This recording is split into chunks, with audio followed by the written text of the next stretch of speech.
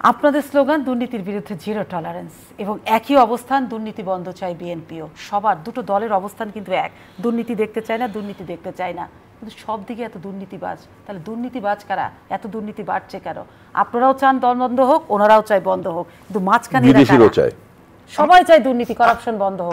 তাহলে এত দুর্নীতিবাজ কারা? আপনি আমাকে বললেন, তাহলে আমি বলি শোনেন, ট্র্যাডিশনালি যে দুর্নীতি ট্র্যাডিশনাল একের পর হয়ে আসছে, বঙ্গবন্ধুকে হত্যা করার পর বঙ্গবন্ধু কিন্তু সর্বপ্রথম দেশ স্বাধীনের পর তিনি বক্তৃতায় বলেছিলেন দুর্নীতি কারা করেন, দুর্নীতিবাজদেরকে তিনি চিহ্নিত করে গিয়েছেন।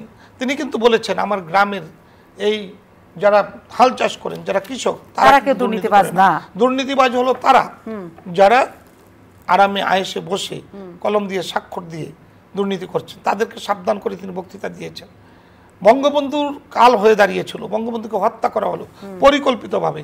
এরপর ধারাবাহিকভাবে রাষ্ট্রীয় ক্ষমতায় যারা ছিলেন তারা কি দুর্নীতির বিরুদ্ধে কোনো ভূমিকা রাখতে পেরেছেন?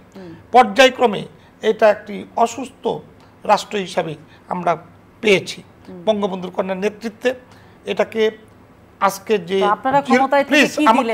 জিরো টলারেন্সের জায়গায় আসে, এখন কিন্তু একটা বিষয় ছিল রাজনীতিবিদরা দুর্নীতিবাজ।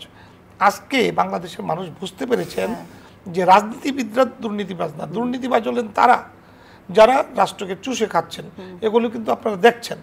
এই যে রিপন ভাই বললেন ছাগল না ফেসবুক ওয়ালা, রাজনীতিবিদরা দুর্নীতিবাজ তাহলে কারা? আইন শৃঙ্খলা বাহিনী আমলা, যেগুলোকে আমরা সামনে দেখতে পাচ্ছি, কিন্তু তারা কাদের ছায়াতে করছে? রাজনীতিবিদদের ছায়াতে নাকি আপনাদের দুর্বলতায়? আপনি তো সাংবাদিক, আপনি একজন প্রথিতযশা সাংবাদিক।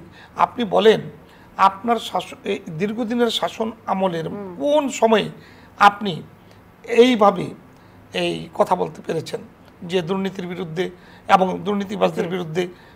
এই যে দুদকের আজকের কর্মকাণ্ড, এগুলি কি অতীতে ছিল? এই যে আজকে শাসন ক্ষমতায় পরিবর্তন আনা, দুর্নীতিবাজদেরকে ব্যাংক লুটেরাদেরকে সামনে তুলে আনা, এটা এই সরকারের সফলতা।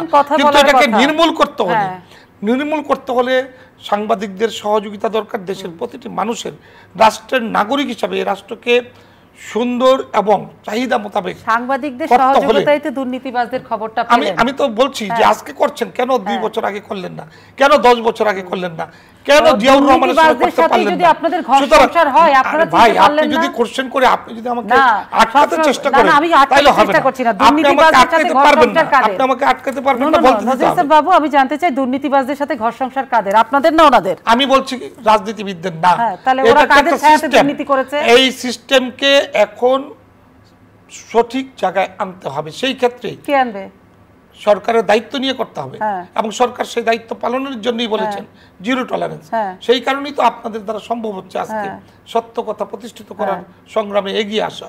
আজকে যেভাবে নিউজ করতে পারছেন, নিউজ করছেন, কই তাদেরকে তো ব্যবস্থা নেওয়া হচ্ছে। তো এই দুর্নীতিবাজ ধরা কি নজরুল ইসলাম বাবু শুধু সাংবাদিকদের দায়? আপনার সংস্থা বলছি শুধু সাংবাদিকদের? আমি বলছি একজন নাগরিক হিসাবে নৈতিক দায়িত্ব বোধ থেকে সকলকে কাজ করতে হবে।